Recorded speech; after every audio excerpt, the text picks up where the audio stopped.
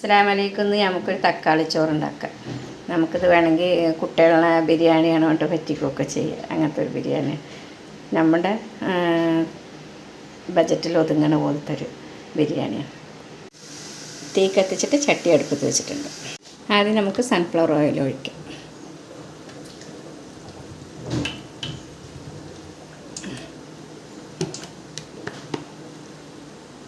അതിലേക്ക് കുറച്ച് നെയ്യ് ഒഴിച്ച്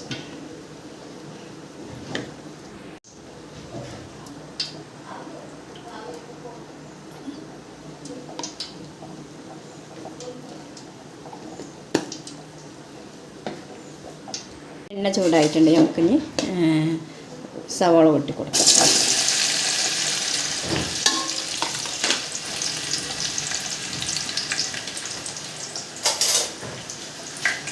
ഒരു കല്ലുപ്പിട്ടിട്ട് നന്നായി ഇളക്കി മൂടി വെക്കാം.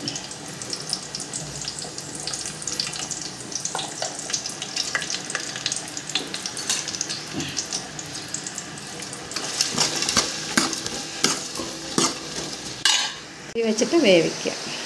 നന്നായി കുഴഞ്ഞ് വന്നിട്ടുണ്ട്, നല്ല സോഫ്റ്റായി വന്നിട്ടുണ്ട് ഉള്ളി. ഇനി നമുക്കിതിൽ ചെറിയ ഉള്ളി, വെളുത്തുള്ളി, ഇഞ്ചി, പച്ചമുളക് നന്നായി അരച്ചിട്ട് വന്നാണ് ഇട്ടിട്ട് നമുക്ക് നന്നായി വഴറ്റി കൊടുക്കുക. വഴറ്റിയ പോലെ നല്ലോണം മൊരിയട്ടെ. അത് സവോളയും ഇതും എല്ലാം കൂടിയിട്ട് ആകുമ്പോൾ ഇഞ്ചി പച്ചമുളകൊക്കെ ഒന്ന് നന്നായി മൊരിഞ്ഞ് നല്ല മണം വരും.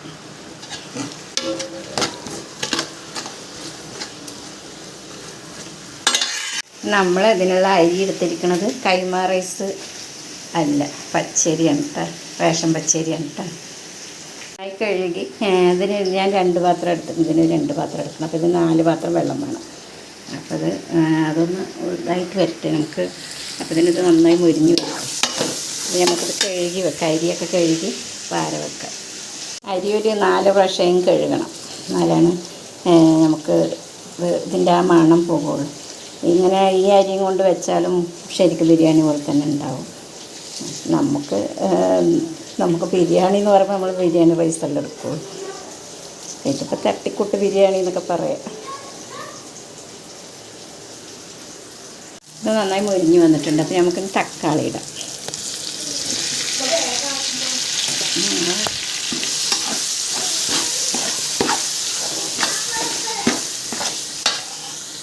ഈ മുളക് പൊടി ഇട്ട് കൊടുക്കാം.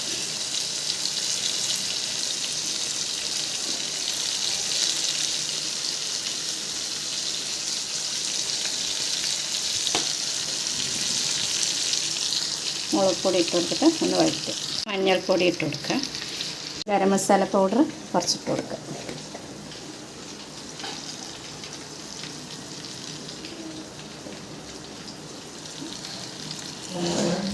മല്ലിയിലി 2 തക്കാളിയും കൂടിയിട്ട് നന്നായി മിക്സിയിൽ അടിച്ചുകൊണ്ടിരും. തക്കാളി മല്ലിയിലി അടിച്ചത് നമുക്കിതിൽ കൂട്ടിക്കൊടുക്കാം.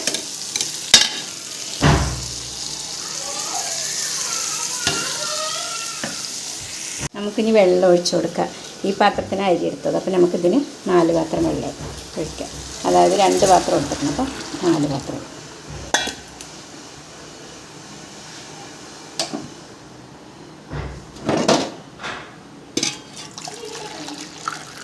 ഞാൻ ചൂടുവെള്ളം പെട്ടെന്നായിട്ട് വേണ്ട ചൂടുവെള്ളമാണ് ഒഴിക്കുന്നത്.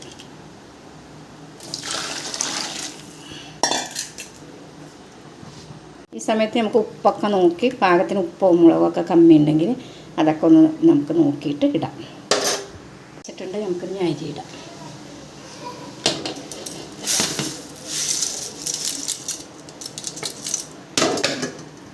ഇതുപോലെ വറ്റി വരുന്ന സമയത്ത് നമുക്ക് അതുപോലെ ചെറുനാരങ്ങയും തൈരും കൂടി ഒഴിച്ചു കൊടുക്കാം.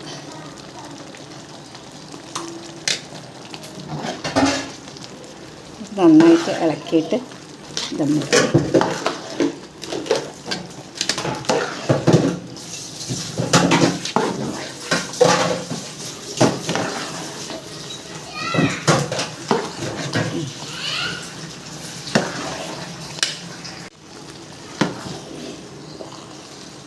മല്ലിയില ഇടയിൽ കൂടെ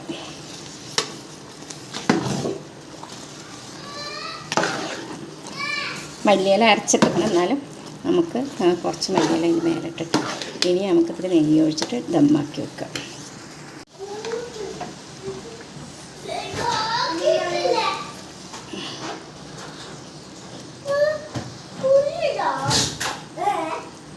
നമുക്കത് പാകം പോലെ ആക്കിയിട്ട് നമുക്ക് മൂടി വെക്കാം. 2 മിനിറ്റ് മൂടി വെച്ചാൽ നമുക്ക് ബിരിയാണി തയ്യാറായി. തക്കാളി ബിരിയാണി ശരിയായി. ബിരിയാണി റെഡി ആയിട്ടുണ്ട്.